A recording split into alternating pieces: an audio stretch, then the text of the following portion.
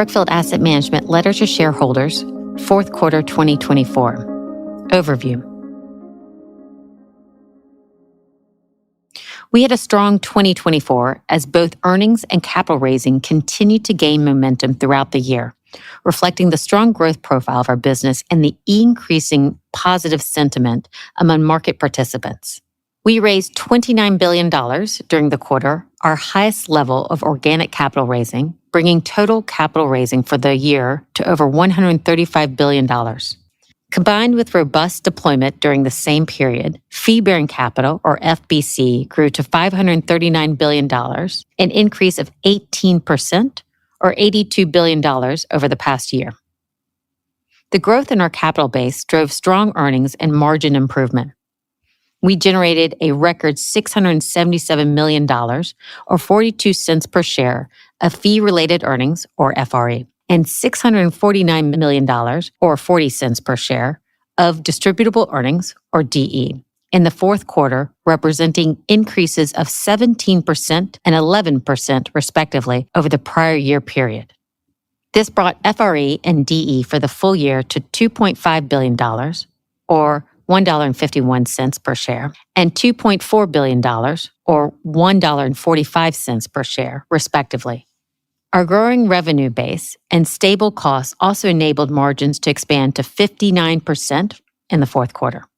We continue to benefit from our leadership in the most sought-after alternative asset classes, fueled by significant increases in artificial intelligence, or AI, investment, surging corporate clean energy demand, and the continued growth of private credit in the capital markets. As a result, we expect the momentum in our operating and financial performance to continue throughout 2025. Digitalization is being further propelled by AI. It is already reshaping industries and creating more investment opportunities for us across our digital infrastructure asset classes, data centers, telecom towers, and fiber. It will also drive immense energy requirements, which necessitates doubling power generation and transmission capacity, largely via clean energy sources, as they represent the lowest cost source of power with the fastest speed to delivery. Clean energy continues to be preferred by the world's largest technology companies, whether it's digital infrastructure, renewable power, or nuclear. Brookfield is unique in maintaining a global leadership position in every core technology required for the AI revolution. At the same time, our operating businesses are using AI to drive more automation and productivity, supply chain optimization, and improved customer engagement, enhancing cash flows and driving stronger investment returns. In private credit, the opportunity continues to be driven by growing recognition from borrowers of the benefits of having a flexible capital partner. Many of our credit partners have long-standing relationships with Brookfield, and the experience and know-how we have built from decades of investing in our core sectors enables us to be a sophisticated manager of credit risk. As a result, credit has grown substantially within our business over recent years and now represents the single largest source of our assets under management. With these supportive tailwinds and our significant growth prospects for 2025 and beyond, we are pleased to announce that our board of directors has approved an increase in our dividend by 15% to $1.75 per share on an annual basis. Business group updates. In the fourth quarter, we raised $29 billion, deployed $16 billion, and monetized $9 billion of capital. Highlights during the fourth quarter include renewable power and transition, fundraising. We raised $4.2 billion of capital, including $3.5 billion for the second vintage of our global transition flagship strategy. We expect to hold a final close for this flagship in the first half of 2025. Deployment. We deployed $4.5 billion of capital, including $3.2 billion into our acquisition of Neowind, a global leading pure-play renewable development business. We also deployed capital into a partnership with Ørsted, a premium portfolio of contracted operating offshore wind assets in the UK. Subsequent to the end of the quarter, we announced an $850 million investment into Origis Energy, a U.S. renewable energy developer from our infrastructure structured solutions fund. Monetization. We monetized $1.4 billion of capital, including the sale of Saeta Yield, and a partial sale of Shepherd's Flat. Infrastructure. Fundraising. We raised $2.5 billion of capital, including $700 million for our supercore infrastructure strategy, our strongest quarter in over 2 years. We also raised nearly $700 million for our private wealth infrastructure fund and over $500 million for our infrastructure structured solutions fund. Monetizations. We monetized a total of $300 million of capital, including the sale of our fiber platform in France. Private equity. Fundraising. We raised $1.8 billion of capital, including $1 billion for our Middle East fund and $500 million for the second vintage of our special investments fund. Monetization. Subsequent to the end of the quarter, Clarius, the world's leading provider of advanced low-voltage batteries, completed an upfinancing which funded a $4.5 billion distribution. Real estate. Fundraising. We raised over $700 million of capital during the quarter, including nearly $500 million for the fifth vintage of our flagship real estate fund strategy. We expect to hold a final close for this flagship in the first half of 2025. Deployment. We deployed $2.4 billion of capital, including over $800 million in deployments out of the fifth vintage of our real estate flagship fund into a portfolio of U.S. multifamily properties with nearly 5,000 units, a portfolio of 14 U.S. student housing assets with nearly 9,000 beds, and Tritax, a publicly listed pan-European logistics REIT. Monetizations.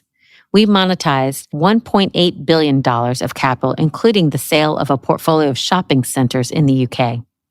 Credit. Fundraising. We raised approximately $20 billion of capital, including $9.2 billion across Oaktree funds and strategies, $1.7 billion for the fourth vintage of our infrastructure debt fund, and approximately $900 million across our other credit partner managers. $6.6 billion from insurance clients and approximately $1.3 billion of capital related to a UK reinsurance transaction. Deployment. We deployed $7.7 billion of capital, including $2.4 billion out of our opportunistic credit flagship fund series and over $900 million out of our strategic credit private wealth fund. Building on our momentum and laying the foundation for future growth. In 2024, we delivered strong performance across our franchise, strategically expanded our capabilities and product offerings, and surpassed $1 trillion of assets under management. Delivering strong, consistent performance. We deployed $48 billion of capital in 2024, capitalizing both on short-term pockets of market dislocations and long-term secular trends. These conditions unlocked some of the most attractive investment opportunities we've encountered in years, underscoring the strength of our platform and the advantage of our long-term patient capital approach. Highlights include our investments in Neoen, a leading global renewables developer, GEMS Education, a prominent private education provider in the Middle East, and First Energy, a large-scale U.S. electrical distribution company. At the same time, demand for high-quality essential assets and businesses remained robust, reinforcing the resilience and cash-generative nature of our portfolio. During the year, we sold assets and businesses valued at nearly $40 billion, representing $30 billion of equity capital. Notably, we sold the Conrad Hotel in Seoul, a 49% stake in ICD Brookfield Place in Dubai, and our stake in Greenergy, a leading distributor of renewable road fuel in the UK. We also strengthened our leadership position in renewables through our landmark agreement with Microsoft, the largest of its kind, to supply over 10 gigawatts of renewable power over the next 5 years. And earlier this week, in partnership with the French government, we announced a 20 billion euro infrastructure investment program to support the deployment of AI in France. We are actively developing the core infrastructure needed to support digitalization, which is being accelerated by AI growth. This comprehensive approach positions us to play a central role in the ongoing transformation of the digital economy. All the above allowed us to continue to build upon our strong investment track record within our funds to meet or exceed their target returns. Expanding our capabilities. We also strengthened our credit franchise by expanding our investment and fundraising capabilities. as we continued to advance our leadership position across critical sectors, laying the groundwork for long-term value creation. This time last year, we formally launched our credit group, which brought together our long-standing capabilities across the firm with our growing portfolio of credit-focused partner managers. The purpose was to coordinate our credit strategies across asset classes and to accelerate the growth of the business. 1 year in, and we are realizing the significant benefits of this effort.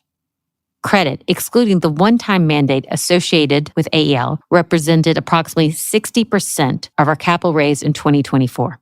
Today, we have over $300 billion of assets under management within credit and over 600 dedicated investment professionals.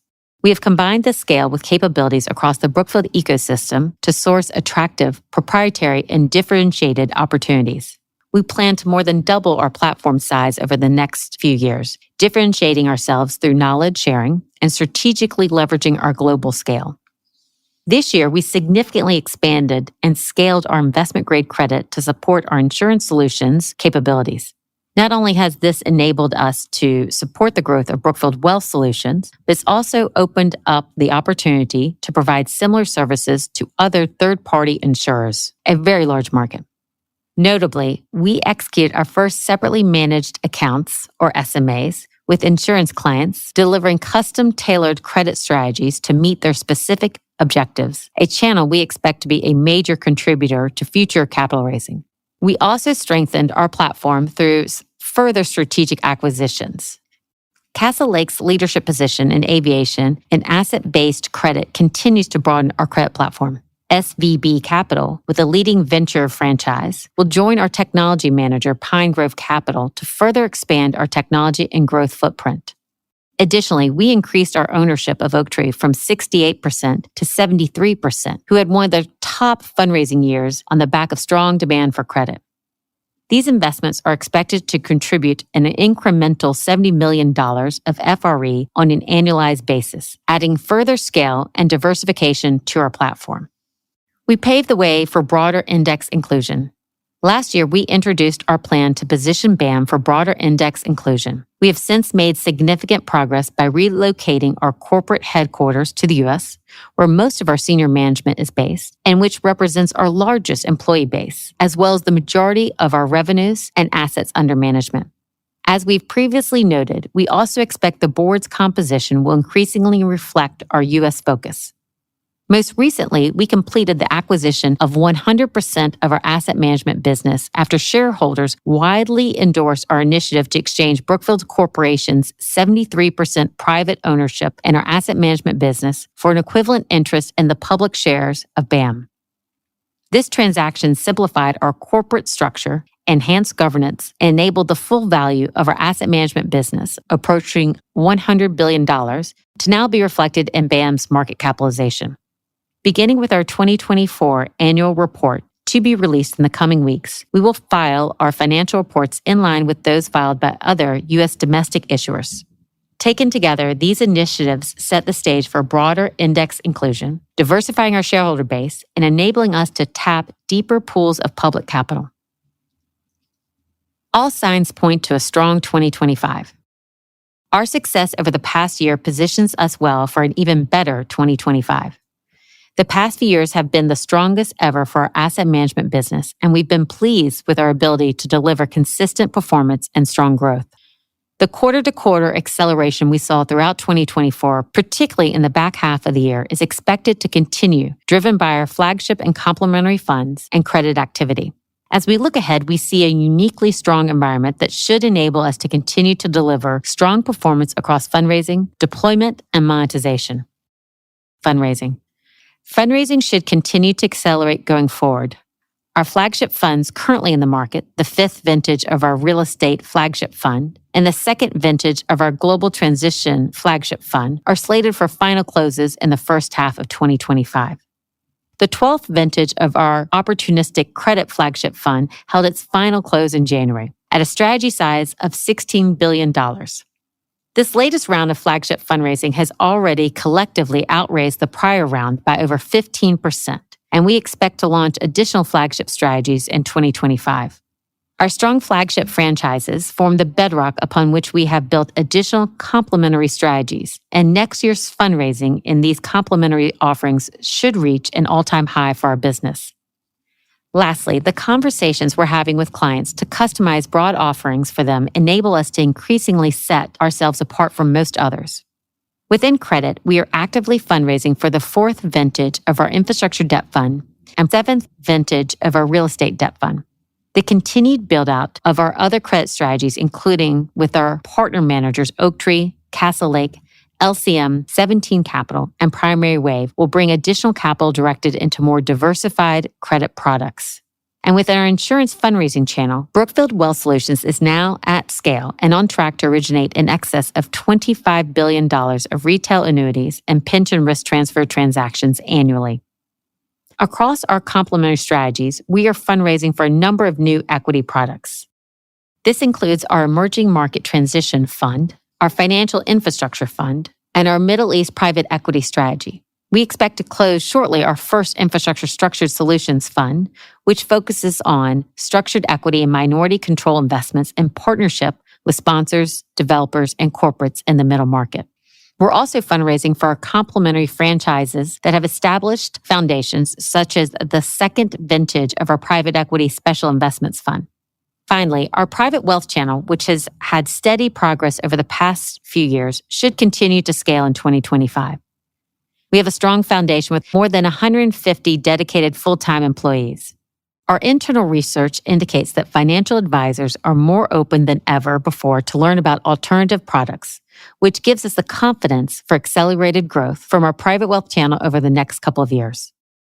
Capital deployment and monetization. Historically, an environment that offers compelling valuations for buying assets is not ideal for selling. However, we now see conditions that are favorable for both capital deployment and monetization, allowing us to acquire high-quality assets at attractive prices while also realizing strong values for our mature investments. In our infrastructure, renewable power, and transition platforms, there is vast demand for investment, trillions of dollars over the coming years, to deliver data centers, telecom towers, fiber, semiconductor manufacturing, automation, and renewable power. Our global reach and operational expertise in these areas yield a healthy pipeline of investment opportunities. In parallel, many investors remain eager for exposure to high-quality, long-lived assets with dependable cash flows, fueling demand for de-risked assets from our earlier vintage funds. In real estate and private equity, fundamentals remain solid and sentiment is rapidly improving. Occupancy rates are healthy across most sectors, new supply has been limited in recent years, and cash flows for quality properties have never been higher. Meanwhile, the record levels of refinancing activity in 2020 and 2021 have led to a number of borrowers who need solutions to their financing in 2025 and 2026, creating opportunities to lend to or acquire strong assets which are overfinanced.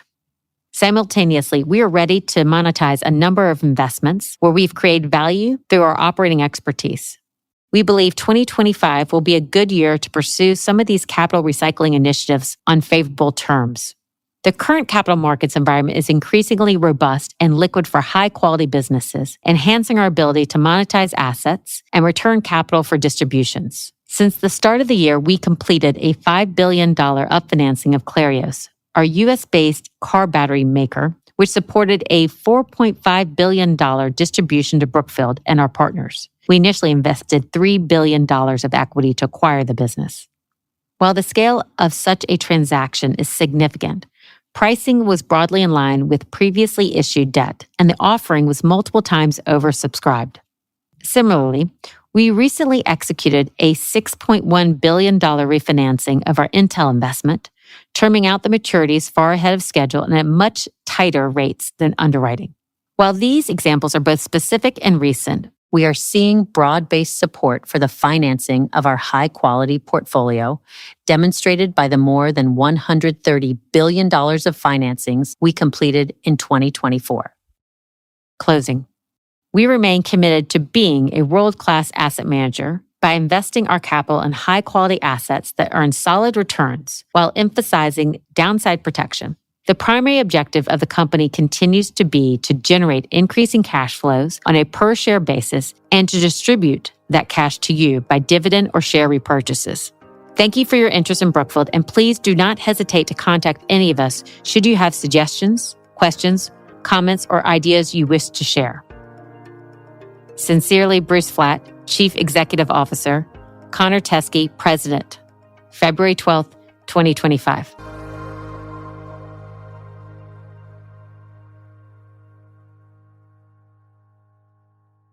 Cautionary statement regarding forward-looking statements and information. All references to dollars are to U.S. dollars. This letter to shareholders contains forward-looking information within the meaning of Canadian provincial securities laws and forward-looking statements within the meaning of the U.S. Securities Act of 1933, the U.S. Securities Exchange Act of 1934, Safe Harbor provisions of the United States Private Securities Litigation Reform Act of 1995, and in any applicable Canadian securities regulations, collectively, forward-looking statements.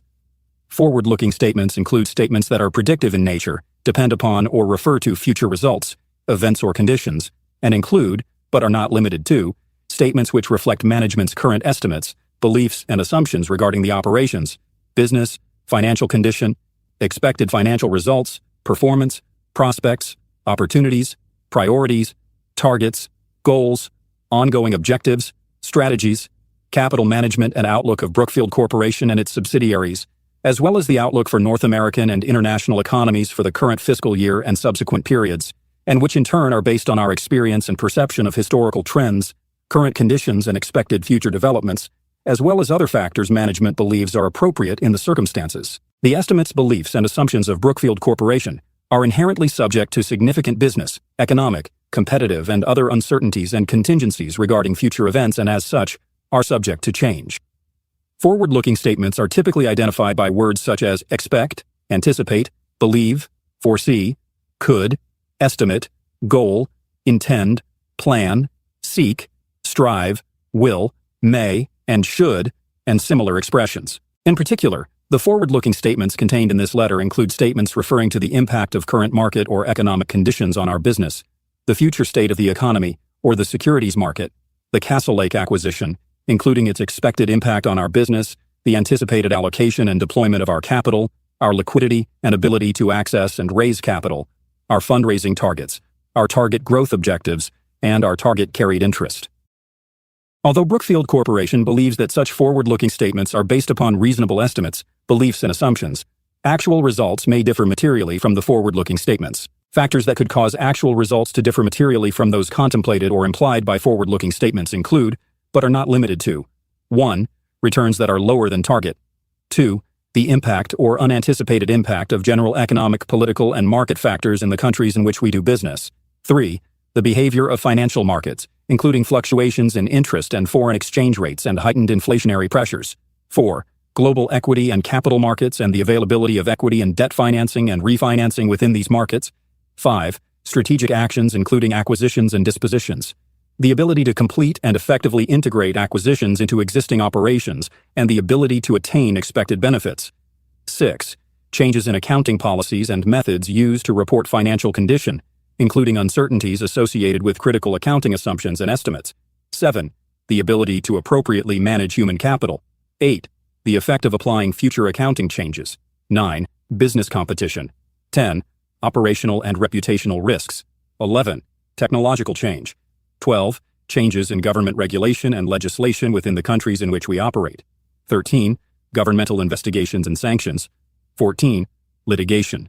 15. Changes in tax laws. 16. Ability to collect amounts owed. 17. Catastrophic events such as earthquakes, hurricanes, and pandemics. 18. The possible impact of international conflicts and other developments including terrorist acts and cyber terrorism. 19.